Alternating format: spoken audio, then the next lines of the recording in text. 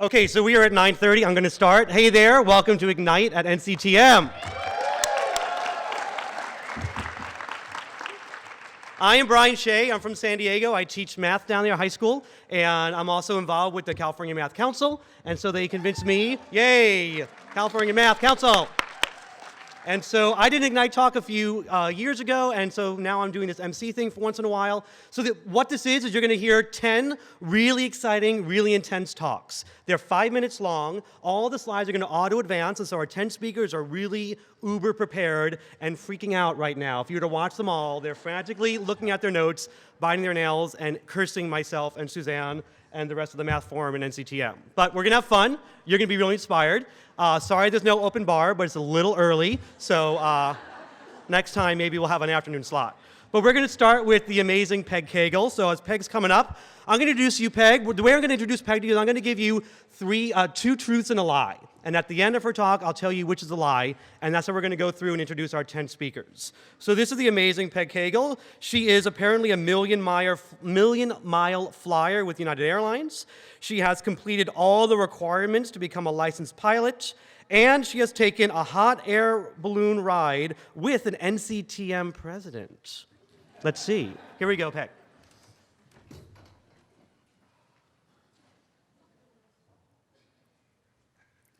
I want you to raise your hand right now if anybody has ever given you what they thought of as the best compliment a teacher could ever want to hear. All right. Look around the room. This is really common. But what in the world explains this? Why in the world would that be the best thing that we would ever want to hear? What explains America's love affair with the untrained, the unschooled, the uninitiated? Aren't we a nation that actually is founded upon ideas about effort and energy and determination? The idea that any of us can become whatever we might want? Wasn't one of the whole reasons we exist the fact that we rejected completely the idea that you were born to a particular position or class or job? Now, I'm not saying that's not an attractive idea, the notion that you would arrive on this planet fully capable with everything you might ever need to accomplish whatever you want in all of your life. I just don't think it's terribly realistic. We know that every adult in this nation has had more than 10,000 hours of exposure to teaching. It's reasonable that they think they understand our work, but they've only seen a tiny little piece of it. We don't do ourselves any favors in this as teachers. We know that teaching done really, really well looks really, really quiet and seamless and effortless and sometimes even elegant. Unless you're the one doing the paddling, you have no clue about the effort, the energy, the hard work, and sometimes even the chaos that's happening just below the surface. Nobody would suggest that somebody was born to juggle chainsaws, especially not when perched on top of a unicycle. Classroom teachers, however, get that there's probably a whole lot more similarity to what we do with this picture than the previous one. And Hollywood doesn't help, does it? I'm not even invoking bad teacher, but even when they're trying to hold us up as noble, what do they make us? They make us saints or zealots or social workers, anything except intentionally working professionals. That just doesn't play. And what's with this word natural anyway? As a math lover and doer, I very often think in terms of opposites and counterexamples. So it makes me think, so what would an unnatural teacher look like? Well, if you look really hard, I would suggest that a lot of the work of teaching truly is unnatural. Why would we care to see what's going on in somebody else's head and then work to influence it without it being about either manipulation or control? There are lots and lots of images out there that claim to represent all sorts of variations of what teaching is about. And even though sometimes they're fun or funny, they get it fundamentally wrong because none of them ever even begins to allude to the fact of what you need to do to begin this work. Not to get to expert level, just to even start. What one of my colleagues refers to as safe to practice, ready to learn. That idea of first do no harm, right? Does this mythology grounded in the sense that all of us spent our entire childhood commandeering all the kids in the neighborhood or our siblings or our pets or our toys, lining them up in rows and having instruction? I bet that nobody thinks about the fact that we are able to go to the bathroom and get back, slurp down a thing of yogurt, and have a child fully understand all the implications of the fundamental theorem of algebra in the space of 33 minutes. I'm also sure that they don't think about the fact that we can communicate with one another using strings of seemingly random letters, that we can completely understand and decipher the guttural utterances of children and adolescents, or that we can actually compose formal means of communication when reaching out. That we can code switch easily so that when we're in a conversation and we hear the word spectrum, we can move easily based on the context and the situation amongst any one of these representations. Now, no matter what it is that the public thinks our work is about, what we can't do is we can't wait for them to figure it out and get it right. We owe it to ourselves, we owe it to our children, we owe it to our profession to take that on ourselves. Now, I'm not saying we need to do it entirely alone. We have lots and lots of friends with us in this work, people who want to help us to promote teaching as a profession. But it's incumbent upon us to take ownership and re-professionalize the work that we do. So the very next time that you hear what somebody thinks of as a really, really great compliment, be nice, they meant it well, but then recognize it and use it for what it is, bring all of your professional expertise to bear, and use the fact that you have a teachable moment. So Peg's lie was that she has completed all the requirements to become a licensed pilot. She only did the ground school, apparently. Coming up right now, we have Michael Fenton. He's a California local. His mom subscribes to his blog and follows him on Twitter. Aww. His son was born on Pi Day at Tau in the morning. Or he hasn't checked his voicemail in 4 years. For all its hyperbole, this Huffington Post article is onto something. Consider your list of past, present, and future must-see movies. Chances are there's more than a few sequels on these lists. We vote with our feet, our wallets, our clicks, and we vote sequel heavy. Case in point, this is the Disney movie release schedule for 2015 to 17. Half of what's on here is a sequel in one form or another. If you add in adaptations, that number jumps above 70%. Now, I get why movie studios love sequels. If you get it right, it's like printing money. But why are we drawn to sequels? And why in the world are we talking about this at a math conference? Over the next few minutes, we'll explore what is true of the best and worst movie sequels and consider the implications for the math classroom.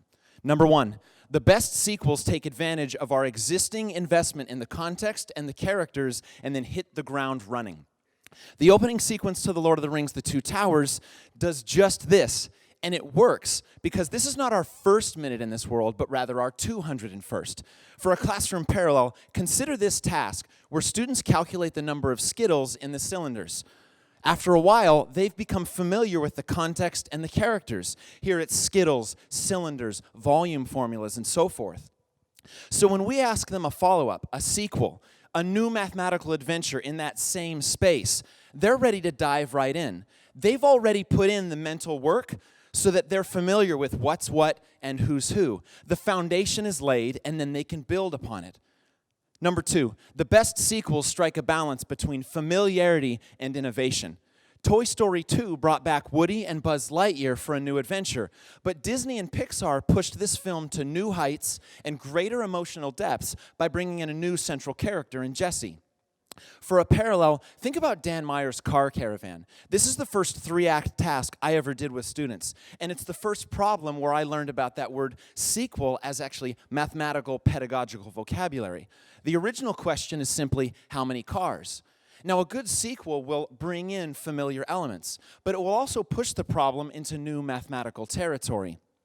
That's the beautiful thing about sequels. They demand that we innovate in some way. They don't allow us simply to run through that original experience over and over. Number three, the best sequels shed new light on the original work. Think about that moment at the end of The Empire Strikes Back when we first learn that Darth Vader is actually Luke's father. That absolute mind grenade, exactly right there, means we go back to the first film with fresh insight and a clear picture of the entire story.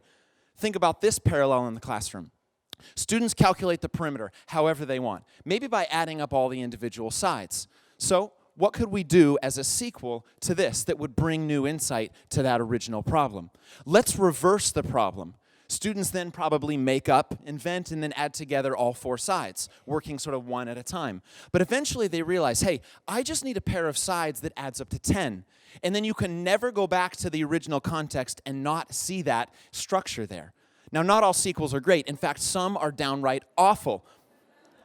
But as we're writing our own sequels, we can learn from 3 cautionary tales. And to that end, let's play 3 rounds of Guess That Sequel. Go ahead and shout out the answer when you know it.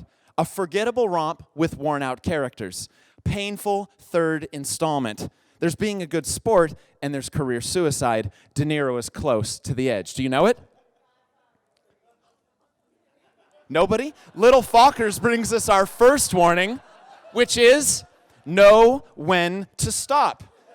Don't take weak source material and push it into a second or third edition or spoil an excellent problem by spinning off a dozen sequels. Here's another one. The movies were made completely on the fly. Nothing had been formulated at all. You may know Andy Serkis as Gollum. And then the director, Peter Jackson, I didn't know what the hell I was doing. Do you know what it is? Oh, Peter Jackson. The Lord of the Rings was amazing, but the Hobbit films, not so much. Here's the thing. Classrooms and movies deserve a game plan. When you're writing a sequel, don't wing it.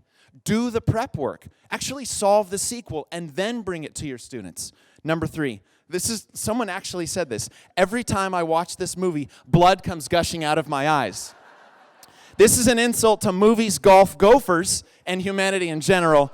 Also missing, Bill Murray. Nice. Caddyshack was a classic, but Caddyshack 2 was a wreck. And it brings us our third warning. Do not abandon what worked. Put another way, if your original has Bill Murray, your sequel better have him too.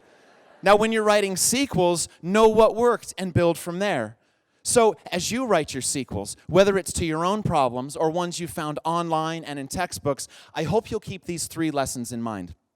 The best sequels use students' existing investment, balance familiarity and innovation, and satisfy our thirst for fresh insight. Happy writing. All right, that was great. Michael's lie, just so you know, is that he hasn't checked his voicemail in 4 years. So I guess it's been 3. Up now is the ever-lovely Marilyn Strutchens. She has not turned 50 yet. She's originally from Georgia and part of the UGA Mafia, and she's known to be a good dancer. So take it away, Marilyn. My focus is on equitable pedagogy and why I think that it helps students to reason and make sense mathematically. And so what I'd like for you to do is take a few minutes to think about what equity means to you.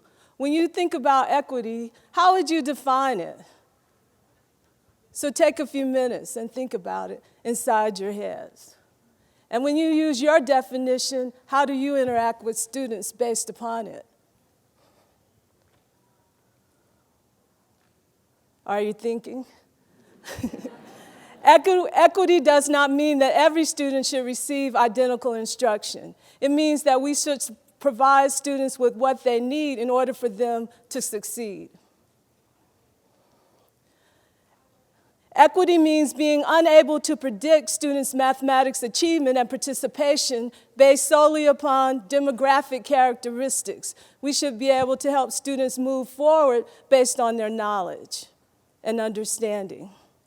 Equity is extended from a unidirectional exchange as primarily benefiting growth of students and students groups that have historically been denied equal access, opportunity, and outcomes in mathematics to a reciprocal approach. We should learn from them as well as teach them.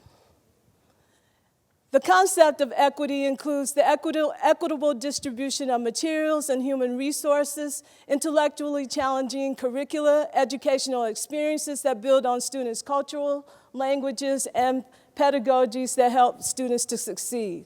A social justice stance requires a systemic approach that includes fair and equitable approaches to teaching, and it kind of sums up all of the other definitions that I've already presented to you.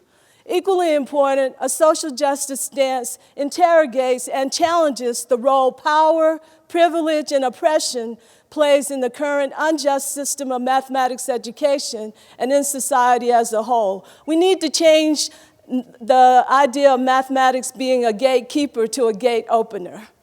Equitable pedagogy focuses on the identification and use of effective instructional techniques and methods, as well as the context in which they are used. And in the following slides, I'll talk about some of the things that teachers can do in an equitable classrooms. Teacher may use mathematical autobiographies to find out information about their students to help them teach them better. They may use prompts such as, "Tell me what your experiences have been in mathematics so far." They may use multiple entry-level tasks that allow different students to enter into the task at different levels. Teachers may utilize the mathematics teaching practices by the National Council of the Teachers of Mathematics. Some that I like are pose purposeful questions, support productive struggle and learning, and elicit and use evidence of students' thinking, which falls in alignment with formative assessment. With formative assessment, we're analyzing what students are doing minute by minute every day of the week and helping them to move forward.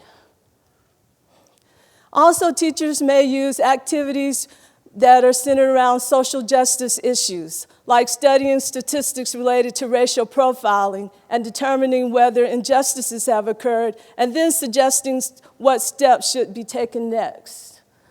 Also, teachers may use tasks that are centric to students by asking students what kind of problems do they want to study, such as comparing prices at a grocery store to prices at a convenience store.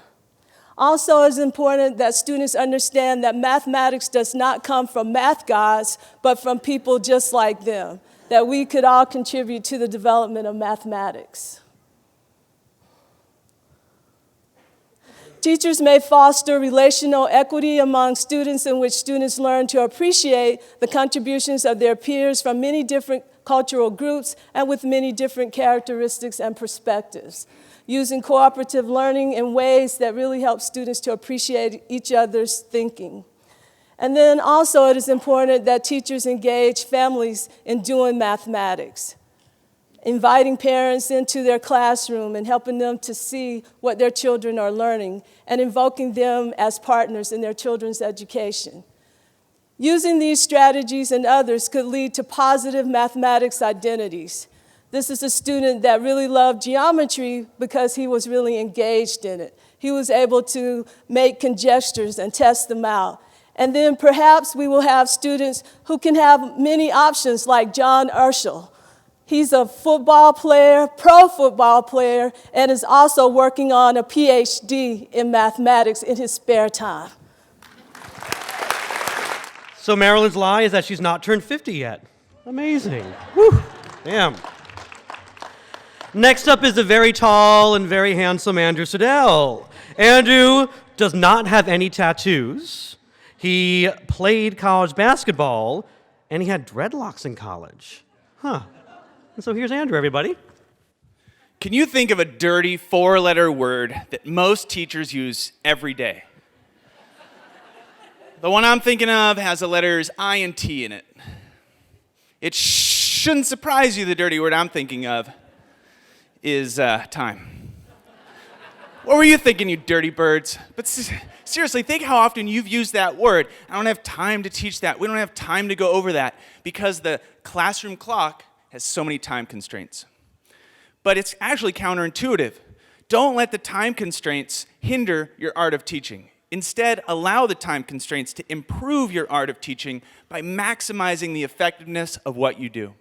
So I challenge you to redesign your classroom clock. And we'll do that by looking at the 80-20 design principle, radio broadcast clocks, and a few of my classroom clocks.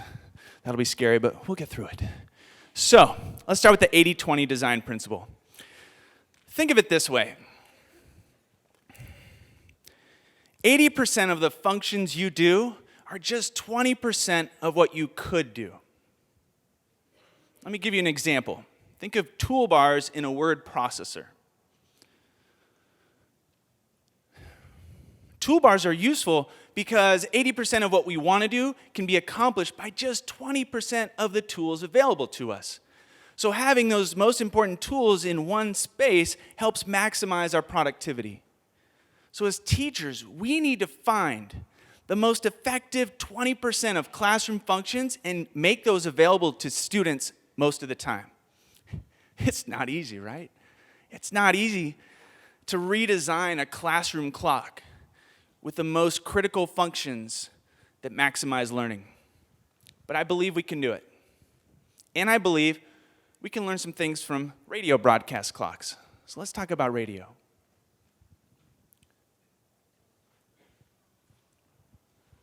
Constructing a radio show is an art form, similar to teaching. Radio shows need to feature the most compelling stories and interviews in the little time they have with their audience, so they follow a broadcast clock. Let me show you an example of a broadcast clock from the show All Things Considered. Look at that mess. That thing freaks me out.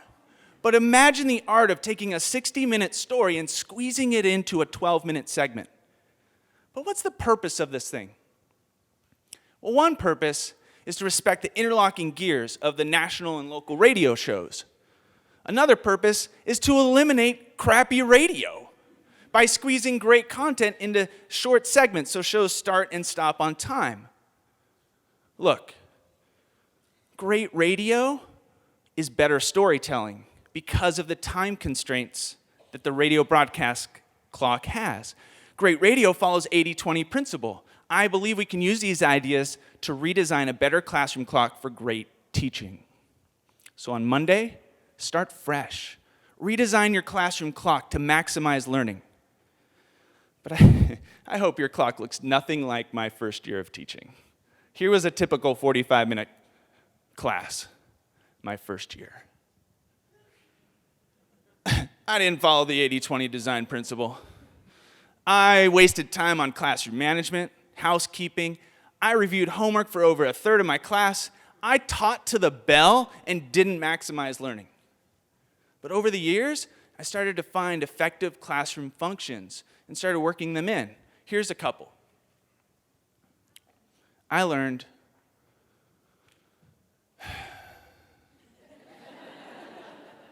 to talk less so students could think more and talk more about math, because discourse helps students learn math, not always algorithms.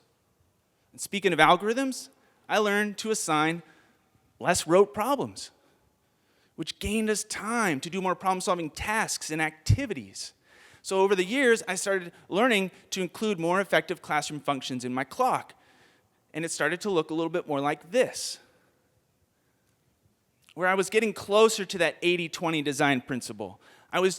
Students were having more student discourse and opportunities for problem solving. And nowadays, when I work with a teacher, I'll model a lesson or we'll co-teach together. We design the classroom clock to look more like that, where we're doing problem solving, instruction, discourse, and practice, and they blend together. It's not going to happen overnight. But just don't go back to your old classroom clock on Monday. I challenge you one more time, redesign it. Let's keep the conversation going at #ClassroomClock so that we can maximize learning and the effectiveness of what we do. Use the time constraints to improve your art of teaching. Thank you. Okay, so Andrew apparently didn't play basketball. Wow. In college, excuse me. All right, next up is Miss Annie Fetter from the Math Forum. So, Annie has stayed at a nudist resort in Florida and Palm Springs. She rode her motorcycle across the country in 1996, and she's hunted antelope in Wyoming and Colorado. Which one is it? Let's see. So when my family gets together, we play a lot of music. I usually play the bass, and my dad plays the harmonica. He also plays bluegrass banjo, and he loves listening to music. Music is really important to him. So this is just a small part of his poorly organized music collection. And when he's going off to his cabin for a few days, he packs a little box and he picks out the things he's been listening to. And I said, you know, Dad, there are these little boxes that you can put all your music on and you could take it all with you. And he says, is that right? And I said, yeah, so we got him a box, right? And he learned, yeah, it's really old. You can tell from the menu, right? Some of you weren't even born when they made these. But he could find things by playlist and by genre. He aced it, right? If this were a learning objective, we could say that, like, my dad had actually learned how to run an iPod. But the truth of the matter is, he has no clue how to run the thing the next day. He doesn't know how it works. He doesn't know why he would bother. I am trying to solve a problem that he doesn't have. He simply does not have the question of why would I want to take it all. And so what happens is we could have this learning objective, but people cannot understand solutions to problems they don't have. And in the classroom, students cannot answer questions they didn't ask. But most of the time, we are the ones asking the questions. Because these things are important, right? Oh, do this division problem. That'll be really fun, right? Find the unknown number in a proportion, because you should, we should. Write an equation to find the nth term of this pattern, whatever that is, okay? Oh, and it's important that we learn to solve linear equations by substitution and combinations, okay? And then we could talk about how to classify rational functions, because some people do think that that's important. And these are things that we absolutely want our students to be able to do, not all of them this year in the same room, but over time.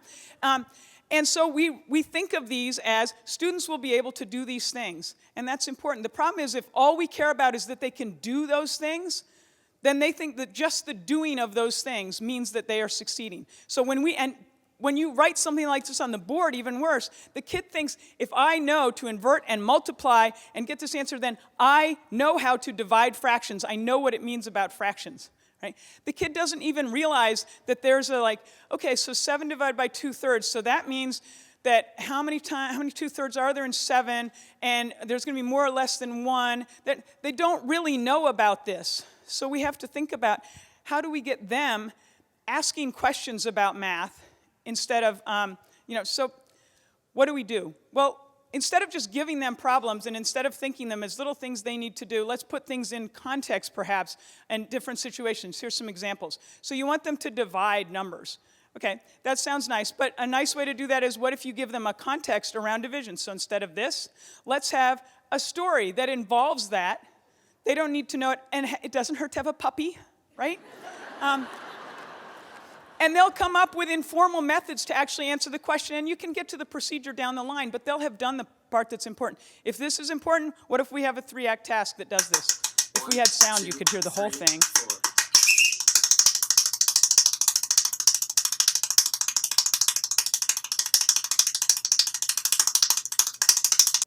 Okay, that's pretty cool. So this thing of I haven't been practicing. What if instead you give them this, you ask them, what do you notice and wonder about this picture? Some kid is going to wonder how many triangles there are on the 100th day, and some kid is going to wonder how many are there on the 1,000,000th day, and he thinks he's being smart. But instead of learning, substitution, give them this picture. Ask them what they notice about it. Ask them to talk about it. They're going to talk about, wait, where do they intersect? When are the girls, woohoo, going to pass the boys, right? And they're going to come up with ways to find that answer, and then we can move to more efficient answers. Go use this polygraph from Desmos. Max and I were playing last night. We have to talk about, how do you describe and classify and sort rational equations, right? Rational functions. So, and then the next one, I just put it here because this was really cool. It wasn't one of my learning objectives for this, and Peg's laughing because I saw her tweet it the other day. But you want kids to go, what is this? There's a right triangle, and maybe they get to the Pythagorean theorem, or maybe they just sit there and stare at it, which is totally okay with me, right? So, if you don't want this to happen in your classroom, make sure that you are asking them to notice and wonder. You're asking them to estimate. You're asking them to make a guess and see if it works. You're asking them to think about ideas before they learn about those ideas. Your goal as a teacher should be to convince every single one of your students that they have ideas about every single math problem. But the only way to do that is to make sure you're actually asking about those ideas, right? So, what if we change our goal? Right? Students can do an awful lot of math if they just explore the questions that they asked. Thank you. So in case you're curious, Annie has never hunted in Wyoming and Colorado. Interesting. Coming up next is the lovely and talented Max Rayrick, also from the Math Forum. All right, here he is. He has the first 31 digits of pi tattooed on his shoulder. He also has competed in and not puked during or after an eating contest. He also has an Erdos number less than 10. So take it away, Max. Raise your hand if you've ever been a classroom teacher. Woohoo! And keep those hands up if you've ever borrowed a lesson from another teacher, whether online or in person. And keep those hands up if those lessons felt successful. Right? That is not a coincidence. Is it because the internet and our other teachers are full of the best lessons? No, I don't think so. I don't actually think the quality of the lessons you get from other teachers is what makes them so great. I think that the lessons we get from other teachers are great because they come from other teachers. And when you get a lesson from another teacher, whether online or in person, it comes with a story. You are learning why they taught that lesson, what was happening in their classroom, what didn't work, and what did work. So why does that matter? Why does getting a lesson with a story make the lesson so good? I want to introduce you to Dr. Nicole Kirsting from Arizona State University. She has a website where you can go and watch videos of classrooms and then analyze them. And so you submit to her your analysis, and as a researcher, she connects the analysis and she looks at how do we talk about teaching. And she compares how we talk about teaching to classroom improvement.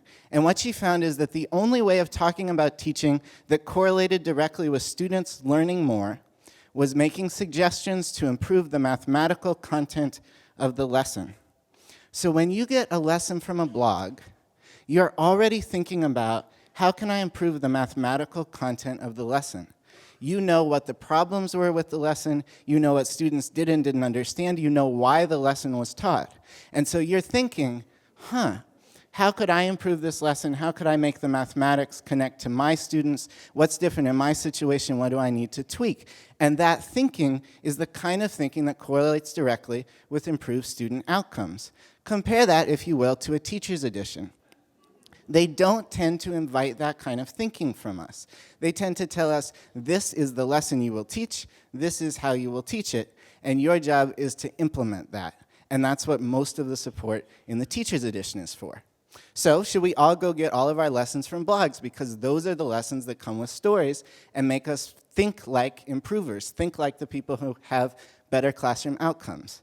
Well, here's what happens when I try and go get all of my lessons from blogs. Say my students are struggling to add integers, and I go find a great blog post about somebody who used chips, and they taught me how the red chips and the black chips cancel out and make 0, and so when you add a positive and a negative, you get 0, and my students understand addition of integers better than they ever have before. But when I go to teach them subtraction of integers, and we're trying to do 2 minus 3, I have a hard time explaining the 0 pairs, and so my students think that's a procedure, and they don't understand why 2 minus 3 leaves -1. And then we try and teach multiplication, and I can't find any good chip resources for multiplication, so I teach them multiplication on the number line, but my students didn't practice adding and subtracting on the number line, so they don't understand integers on the number line, and so then they're really confused by the time we get to multiplication. And so even though all of my lessons were great, my students didn't learn about integers.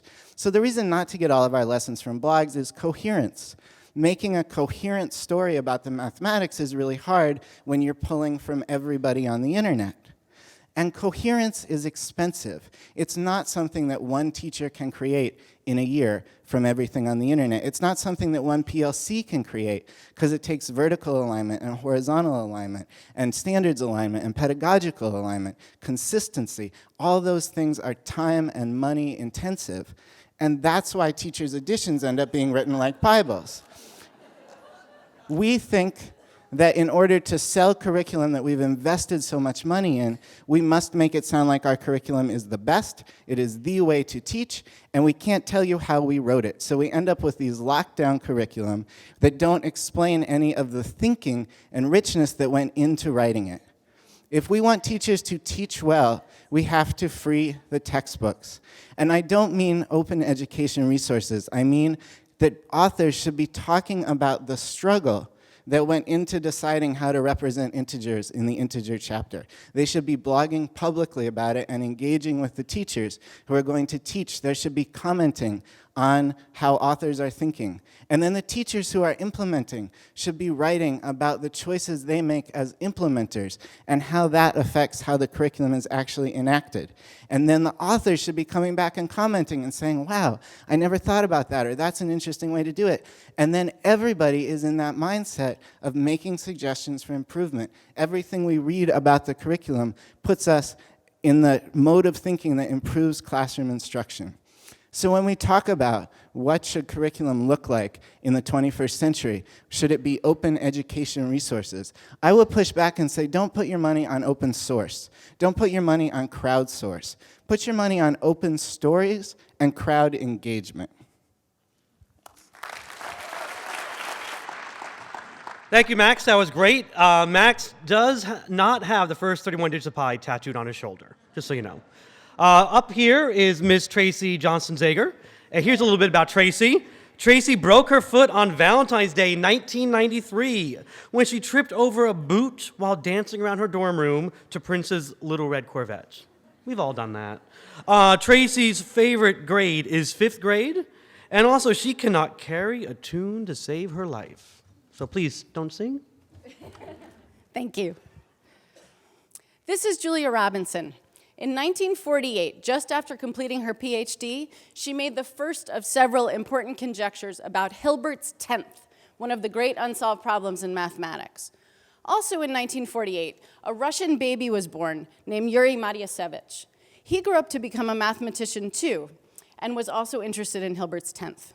In 1970, when he was just 22, he read Julia Robinson's most recent paper, which gave him the final piece he needed to prove the impossibility of H10. Robinson was so excited, she wrote him a letter, and he wrote back, and so began a fruitful collaboration that lasted until Robinson's death. This Russian man and American woman worked together in the 70s and 80s through the height of the Cold War. They had generational, gender, language and political barriers to overcome, not to mention that they had to communicate using overseas mail that took forever because Soviet censors were very interested in letters filled with math.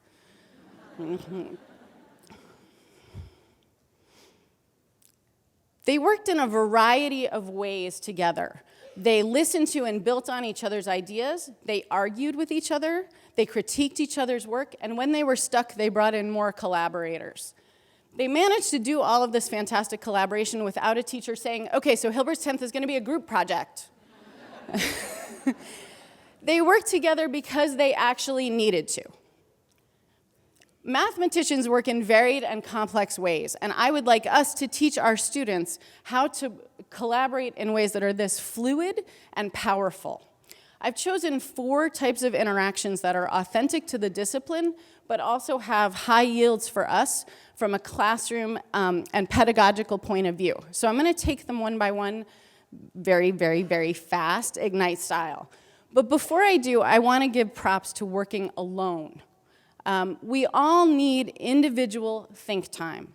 We all need to be able to say, I really need some time to work on this problem by myself before I'm ready to talk to anybody else about it. And we need to teach our students to say that. We also need to teach them to say, actually, I've got this one solo, thanks. Because we only want to work with someone else on a problem if we need more minds on the job.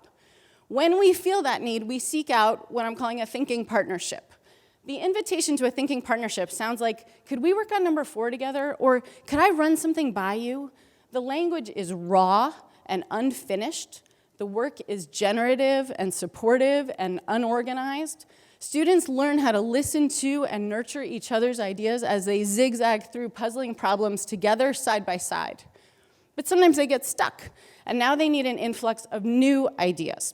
So that is when they get up and they go check out what their colleagues are doing, like we're doing here right now. This is cross-pollination, a different type of interaction that fills a different need. The teaching around cross-pollination is really interesting because we get into issues like credit, who owns an idea, how do I get inspired by someone else's idea but then make it my own? What happens if someone takes my idea and changes it? Is it still mine? The third type of interaction also involves treating other people's ideas with respect, and this is a math dispute. So this is when, I just lost where I was in my thing. Math disputes are delightful if we teach students how to have them. What they need to say are things like, I think I hear what you're saying, but I disagree with you because. We need to teach them skills like representing their arguments, listening to each other's arguments, changing their minds publicly and with pride. And finally, the last type of interaction is critique, which mathematicians do formally and informally all the time. The language here would be things like, can you prove me wrong? I need a skeptical friend to try to make this better. How can I make my representation more clear? Through analysis of student work, both group and individual, we can teach students how to give and receive feedback that is specific and kind and helpful and constructive, and then act on it. Those are skills I want in my colleagues. Ultimately, the goal here involves student independence. We, generous and effective colleagues, know how to identify what they need and get that from their colleagues, and also to hear what our peers need and give that. That's why we need to teach students how to ask for, how to signal what type of interaction they want. Now, this type of teaching is not fluff, and it's not an indulgence. It is part of our job to socialize students into the collaborative culture of mathematics, and to equip them to be good colleagues, whatever their ultimate profession. So I hope you'll be my colleague. If you want more detail about how to do all this, keep an eye out for my book. But in the meantime, think things through with me, swap ideas with me, give me criticism, argue with me, because that's the kind of collegiality I am interested in. Thanks. Thank you, Tracy. Apparently, 5th grade is the absolute favorite, not 4th. So, up here is Mr. Awesome, Mr. Lee Stiff. And so Lee is a Hollywood producer of several successful films, including Mississippi Damned, currently screening on Netflix. He is also a composer of music featured on iTunes, notably the song Day by Day. And he's also an issue editor of 3 NCTM yearbooks, including Developing Mathematical Reasoning in grades K-12. So let's see what it is, Lee. Hi, I work with teachers all the time. And if you were those teachers, then you'd be telling me what you know for sure. Like students aren't interested in learning math or achievement gaps, they're gonna always be around. And only a few students will really need math in their life. What you know for sure is that a lot of our kids need remedial instruction. But don't worry, because math is easy for some kids. Now, what kids know for sure can be summarized by Calvin, who says, you know, I don't think math is a science, I think it's a religion. A religion, asked Hobbes. Yeah, all these equations are like miracles. You take 2 numbers, and when you add them, they magically become one new number. No one can say how it happens. You either believe it or you don't. This whole book is full of things that have to be accepted on faith. It's a religion. And in the public schools, no less, says Hobbes, call a lawyer. And Calvin replies, as a math atheist, I should be excused from this. But unfortunately, all too many of our kids try to excuse themselves from studying high-quality mathematics, and all too many of you accept their excuses because of what you know for sure. You say things like, it doesn't matter what I teach, it doesn't matter what I say or how I do it, they're not gonna get it. It really doesn't matter anyway. You say that it really doesn't matter. You say it doesn't matter because only a few kids would need problem-solving skills in life. It doesn't matter because those successful kids, they have that aptitude. It doesn't matter. Rigorous instruction is not for everyone, and it damages kids who aren't ready for it. It really doesn't matter. These kids are at risk because they are poor and disadvantaged. They're at risk of dropping out, so they need remediation. These kids are at risk because their families don't give them the support they need at home to be successful. But you know what? I say it does matter. It does matter that kids actively engage in meaningful mathematical tasks because doing so will significantly impact their ability to do math well. It matters. That's important because hashtag Math Lives Matter. All students deserve the chance to learn high-quality mathematics. And although we may not know all the best ways to make this happen, you need to be concerned about one important thing, and that is what you know for sure. So tell me, What is it that you know for sure? Is it that although you don't know how to use data to make placement decisions, you do know for sure that most minority students are not ready for advanced courses and are at risk because of their lack of preparation? Well, students are at risk, I would have to agree. They are at risk from us. Because what you see in this slide is there's high-performing kids don't get access to the best courses you have available to them in your schools. You don't give them a chance to continue to be successful. These kids are at risk if they're black. These kids are at risk if they're Latino. These kids are at risk because of what you know for sure. But I ask again, what is it that you know for sure? Is it that although you don't know how to implement culturally relevant pedagogy, you do know for sure that there are differences among demographic groups that aren't easily overcome? And achievement gaps just merely reflect those differences. Well, if you look at the percentage of students in one situation at or above grade level at end of course math testing, you do see a schism between black and brown students and between white and Asian students. And we tend to call that an achievement gap. But in 6th, 7th, and 8th grade, that gap existed. But what about in 5th grade? That gap at 5th grade, well, it wasn't much of a gap at all. In fact, I would say that what happened in this situation wasn't anything but tracking. Tracking caused that situation. Kids no longer got access to the course. 85% of the high-performing black and Latino kids weren't given access to the course they needed to be successful. So to put it another way, we created that achievement gap. Now, what you have to understand is it doesn't have to be that way. We can change that. Just give all kids, certainly high-performing kids, access to the best course that you have. And when you do that, you'll see that achievement will line up really well. We can change that. Or are you sure that we can? What is it that you know for sure? Is it that although you don't know how to implement rigorous mathematics instruction, you do know for sure who should have access to them? Well, one case in point I would give you is this. At a middle school that I saw 50 kids who weren't given access to high quality math, even though they met the criteria, these minority and low income students, when we did convince them to get access, 100% of them were successful. The best kid in all of them was one of those kids, while even half of those 50 didn't even take pre-algebra. Well, I want you to know there's a lot of things I don't know. There's a lot of things you don't know about teaching math. But I want you to leave here with this. It ain't what you don't know that gets you into trouble. It's what you know for sure that just ain't so.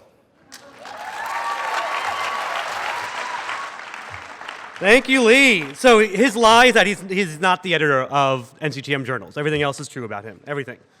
Beautiful. Up here is Ms. Jennifer Wilson. She has run at least 2 marathons. She has met President Obama. And she has a ping pong table in her den instead of a television.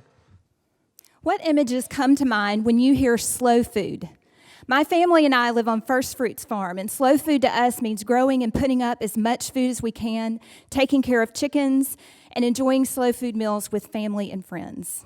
So what do you think of when you hear slow math?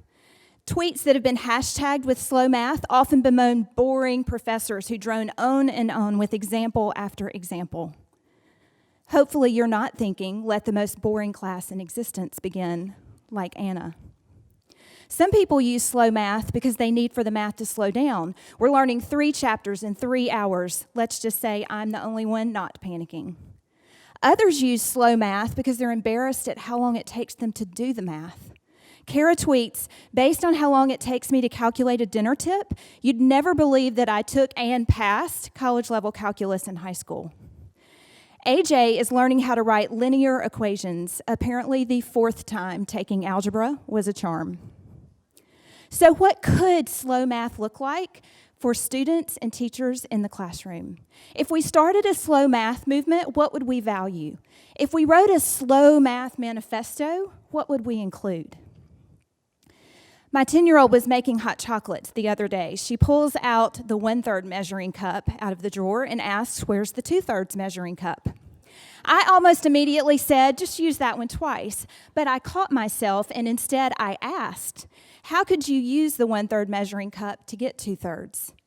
She looked at it for just a moment before she said, I could use this one twice. I almost shortchanged the opportunity for Kate to make her thinking visible by quickly telling her what to do. Slow math has something to do with questions. E.E. Cummins wrote, "Always the beautiful answer who asks a more beautiful question." But as teachers, how do we learn to ask questions in response to the questions of our students? What questions are important to ask? In A More Beautiful Question, Morenberger tries to figure out why students start school asking hundreds of questions a day, but then their questioning falls off a cliff as they go through school. In a slow math classroom, questions are not only welcomed, they are valued and sought. My students and I have been learning how to learn math using the math practices now for 5 years. These practices push me to think about slow math. How many teachers have you heard say, "I don't have time for my students to learn like that"? Slow math is about constructing viable arguments and critiquing the reasoning of others, which requires not only taking time to think about why something works, but also taking the time to listen to others' responses. When Kate was in 3rd grade, she and I were in the grocery buying potato chips. We examined the labels. The small bag was 34 cents per ounce. The large bag was 29 cents per ounce. So I asked, "Which do we buy?" She answered, "The small bag." I was surprised. Kate had been comparing numbers successfully for a while, and so I asked, "Why'd you choose the small bag?" Her response, "Doesn't food taste better when it's more expensive?"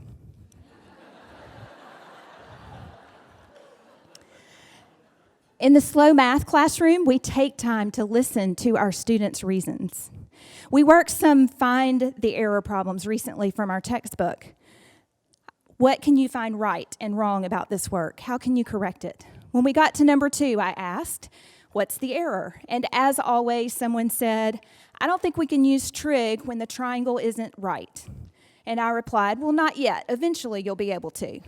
But this year, in response to my "not yet," Colton says, "I worked it out. I drew in an altitude from angle B." And so he did, decomposing that obtuse triangle into 2 right triangles. This is what happens when students learn mathematics steeped in using the math practices. Without even being asked, they had practiced, "I can make sense of problems and persevere in solving them." They had practiced, "I can look for and make use of structure out of habit." In his book, In Praise of Slowness, Carl Honore writes, "It is a cultural revolution against the notion that faster is always better. The slow philosophy is about doing everything at the right speed, savoring the hours and minutes instead of counting them.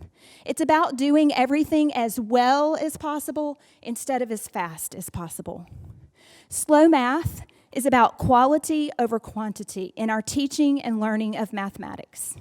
And so my challenge to you, what can you do when you get back next week to further the slow math movement? How can you make sure that students and teachers know that we have time to enjoy a slow math lesson, asking questions, engaging in productive struggle?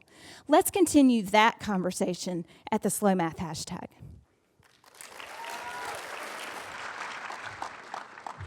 Thank you so much, Jennifer. She has not met President Obama yet. Hopefully soon. Our final speaker is Mr. Matt Larsen, President-elect of NCTM.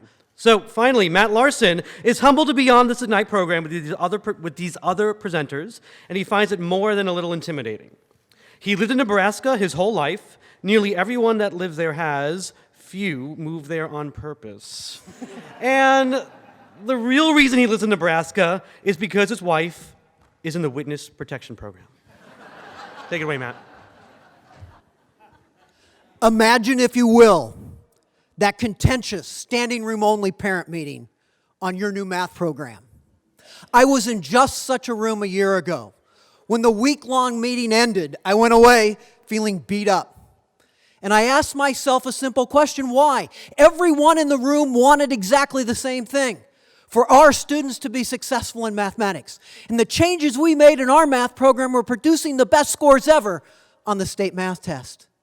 Part of the problem is that we live today in the instructional stereotypes of the 18th century. The first American math book established the math teaching process as state a rule, provide an example, practice the rule. In 1821, a different instructional approach was offered. The inductive method recommended that students work through a series of examples using concrete materials so they would discover and understand the rules. So within the first 50 years of the country's founding, the great mathematics education debate was established. Should students learn procedures, facts, skills, or should they learn concepts with understanding? And how should that math be taught? The history of mathematics education in this country is a 200-year pendulum swing between those two poles. In the 50s and 60s, we tried new math. The focus was on the structure of mathematics, developing the habits of mind of mathematicians. We all know new math didn't last, and we went back to the basics. In 1989, NCTM started the standards-based reform effort. By the late 90s, those standards were receiving criticism. The criticism then is the same as it is now with the Common Core.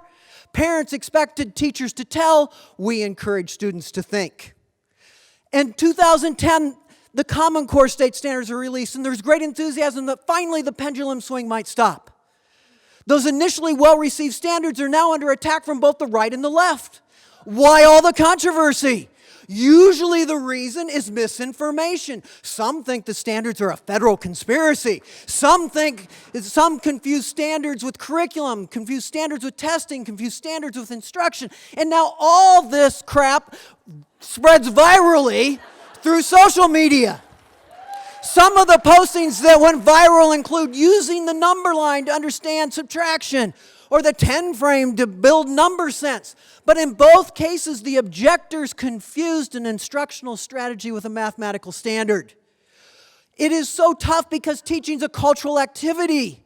Nearly every adult in this country has experienced 1,500 hours of math instruction. That creates a powerful cultural expectation for what teaching and learning should look like. But we did not all grow up watching a doctor at work for 180 days a year for 13 straight years. So we trust her professional expertise. And when she offers us the most recent treatment protocol, we don't push back and say, treat me with leeches instead. The research on effective teaching and learning is known, and it's summarized in Principles to Actions in 6 principles of highly effective math programs.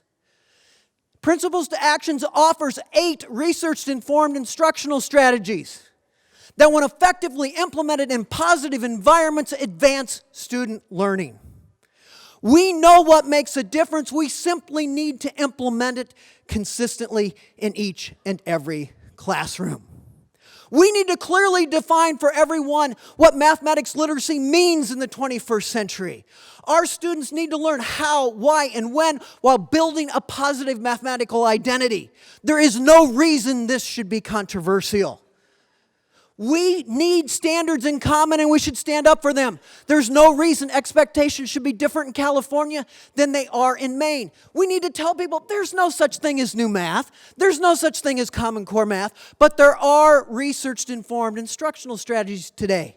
Once the goal was simply to know how to do something. Now it's to know how, why, and when. So we use visual representations and meaningful algorithms to help students make sense of mathematics. With effective instruction, we can help all students learn how, why, and when. We need to remind our critics that we are making progress. Not enough, and not for each and every student. But students today know more math than their parents and grandparents did when they were in school. This is a critical point. No child left behind is gone. Now is the time to stop the pendulum swing. We know students benefit from a balanced curriculum. Employers want students who can critically think and use their skills and understanding. And we have consensus on the elements of effective instruction. My challenge to you is to become an advocate for common rigorous standards. Be an advocate for research-informed instructional practices. Be an advocate for a balanced curriculum. We owe it to our students, ourselves, and our country. Thank you.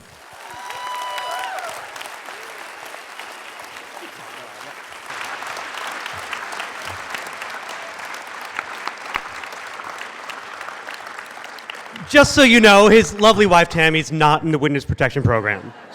But that's it. We'll have a great conference. We'll have everybody come up. One final round of applause. Let's bring all 10 of them back up here.